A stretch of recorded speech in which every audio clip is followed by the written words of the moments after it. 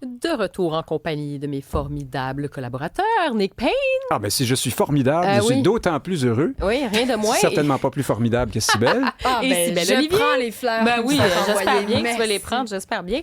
Et on va poursuivre, en fait, on va parler de Madame El Gawabi, notre représentante spéciale fédérale pour la lutte contre l'islamophobie.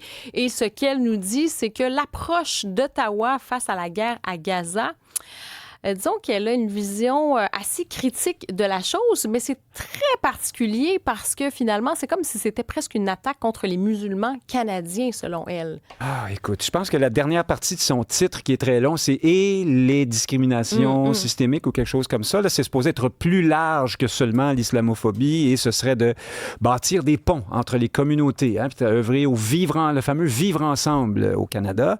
Et donc, son poste s'assoit sur l'idée qu'il y a de l'islamophobie là, au Canada, beaucoup, suffisamment pour qu'on nomme comme ça une personne dont le travail à temps plein, oui. et de se battre contre ça. Maintenant, pour plusieurs, c'est plutôt une lobbyiste en faveur d'une certaine vision de l'islam dont, lorsqu'on refuse ses revendications, crie à l'islamophobie. Hein? C'est un peu...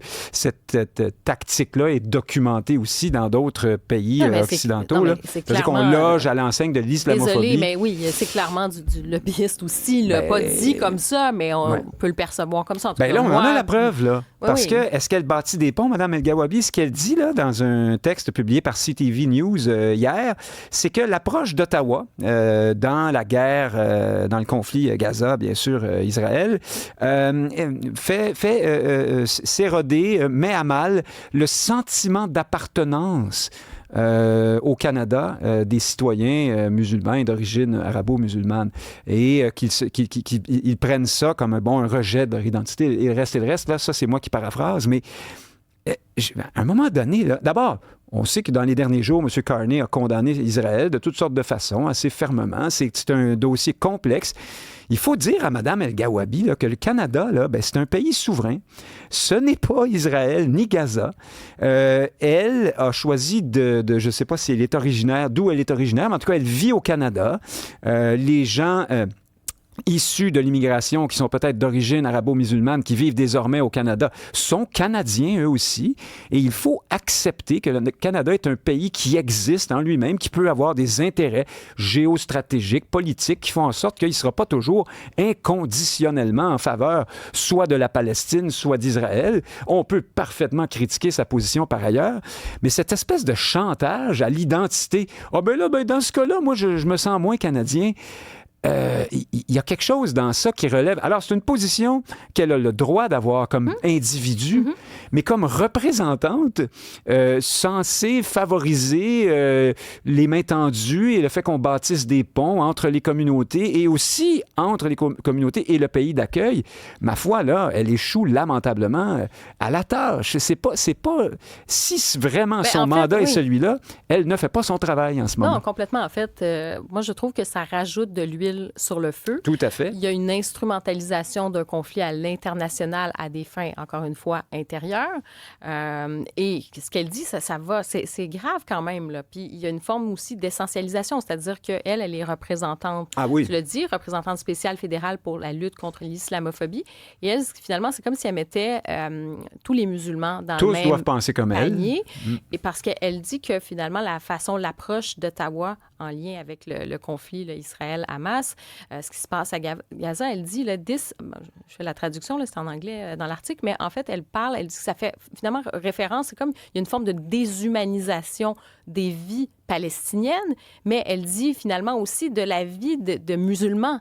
C'est comme si le fait de ne pas agir assez selon elle, c'est comme si finalement on s'en prenait directement aussi aux musulmans qui avaient une forme c'est de l'islamophobie. Oui, voilà, exactement. Donc la politique d'Ottawa serait motivée par l'islamophobie dans ce dossier-là. Écoute, là... je trouve que effectivement, ça va loin et tu parlais de créer des ponts. On a plutôt l'impression qu'un poste comme celui-là, c'est pas de lutter contre des actes de discrimination. Au contraire, c'est de toujours mettre sur le dos des sociétés, hein, des différents pays, comme quoi structurellement, on parle de racisme systémique, de l'islamophobie systémique qui serait toujours finalement présente, que ça serait presque intrinsèque à nos sociétés. Tu sais, finalement, on paye quelqu'un à temps plein pour nous dire qu'on est raciste, là, essentiellement. C'est un modus operandi, on le voit bien encore dans cette affaire-là. C'est quelqu'un qui a des visées, une idéologie, un système politique à promouvoir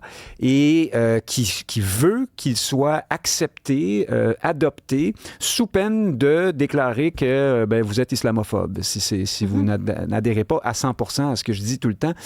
Encore une fois, c'est une position valide là, pour un individu, pour, je sais pas, nos concitoyens d'origine arabo-musulmane. D'autres ne pensent pas comme ça du tout. Hein. Il y a dans cette communauté-là plein de points de vue aussi. Mais c'est un point de vue valide, mais pas de la part de quelqu'un dont le travail est supposé d'être de bâtir des ponts entre les communautés à l'intérieur du Canada. L'idée ici, c'est d'abord de vouloir aussi un peu, quelque part là-dedans, que le Canada fonctionne. Là, ce qu'on fait au contraire, c'est qu'on incite les différentes communautés du Canada à se regarder en chien de faïence entre elles, puis à dire, ma foi, ce pays me rejette, et à se sentir ostracisé, exclu, et ainsi de suite. On n'ira pas loin dans ni la vérité, ni la réconciliation, j'ai envie de dire, pour faire un parallèle avec la question autochtone. Puis finalement, c'est de mettre de la pression sur le gouvernement Carney, mais aussi au nom de la lutte contre l'islamophobie. Parce que ça relèverait finalement quelque part de l'islamophobie. Oui, ce lobbying-là, mais pas à nos frais. Oui. Parce qu'on paye pour ça. Là. C'est quand même fantastique. Oui, complètement.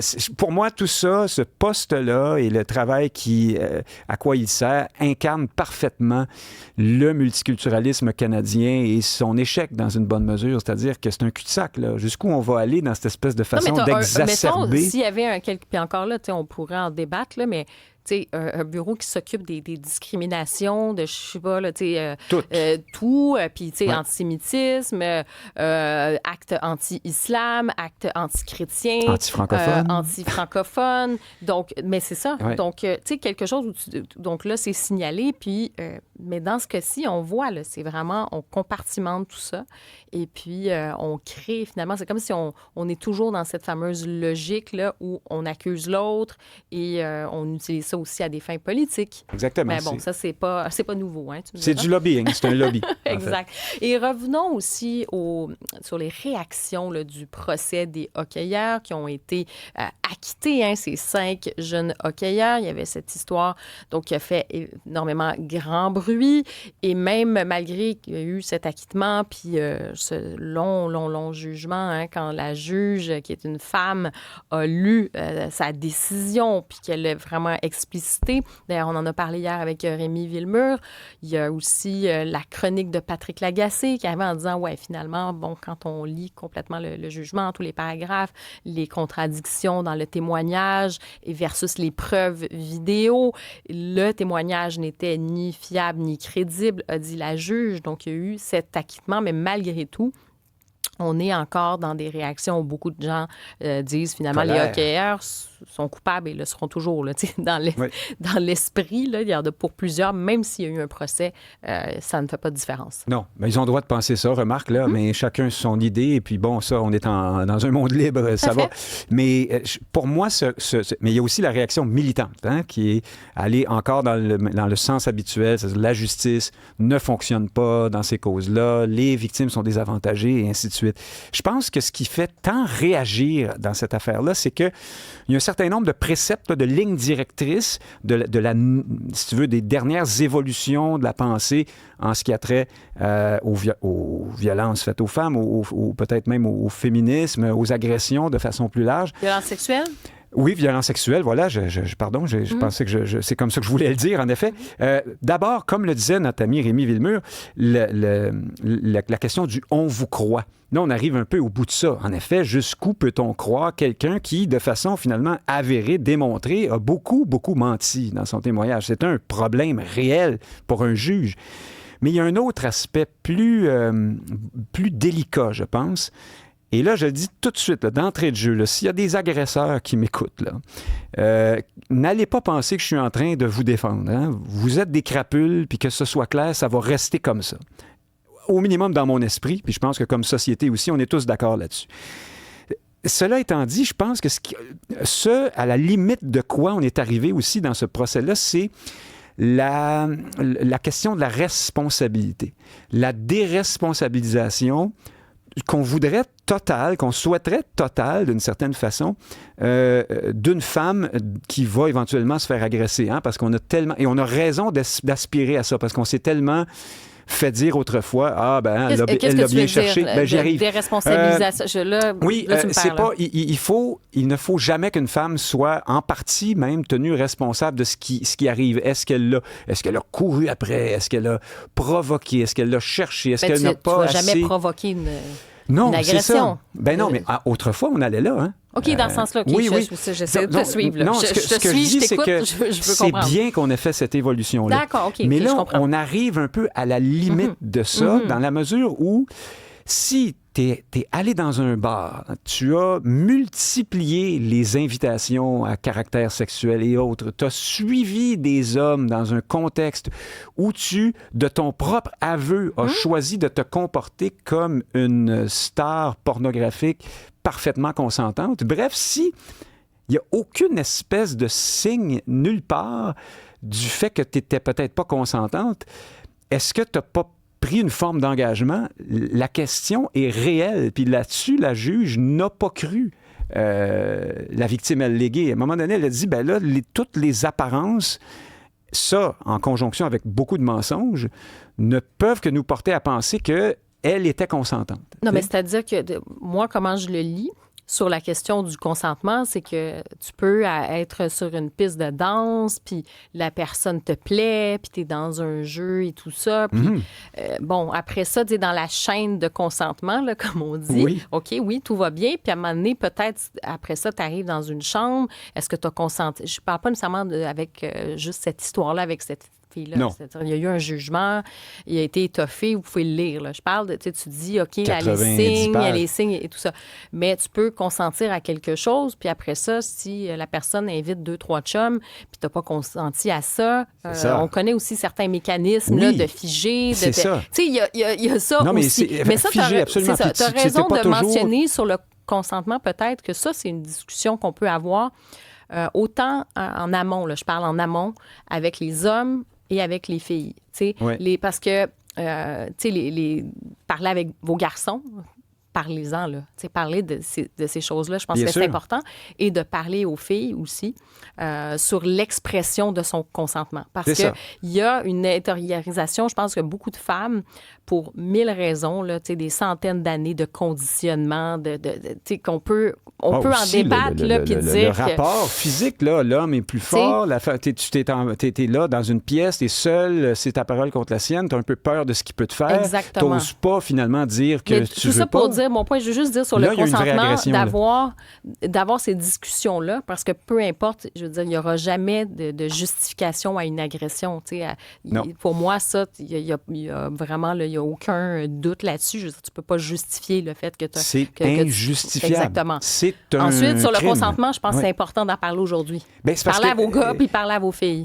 Comme je te dis, si on pousse la logique voulant qu'il se peut que ça ne soit pas apparent qu'il n'y a pas consentement, si on la pousse jusqu'à son extrême limite, là, on a un problème parce qu'on met à mal éventuellement la présomption d'innocence puis l'état de droit. Puis là, il peut y avoir des innocents qui vont être trouvés coupables. Alors, c'est une sorte de problème insoluble. Ce qu'on voit un peu ici, c'est qu'on est arrivé à la limite de notre évolution de pensée là-dessus. C'est très bien que maintenant, on comprenne que une femme n'est pas toujours en mesure de dire finalement qu'elle refuse, puis ça va quand même être une agression. Là. C'est important qu'on comprenne ça. Mais en même temps, si effectivement, du point A au point Z de la soirée, une femme a envoyé absolument tous les signaux d'un consentement total et qu'elle, en plus, elle prend des initiatives, là, je parle de ce jugement-là, Mais là, Oui, mais qu'est-ce dans que ce tu veux cas-ci, qu'on fasse oui, mais après pour dire, oui, mais peut-être qu'elle n'a c'est ça. pas consenti? Non, mais dans ce cas-ci, c'est que là, tu as la juge qui a confronté le témoignage aussi avec des éléments de preuve, notamment des preuves Ça vidéo. va ensemble.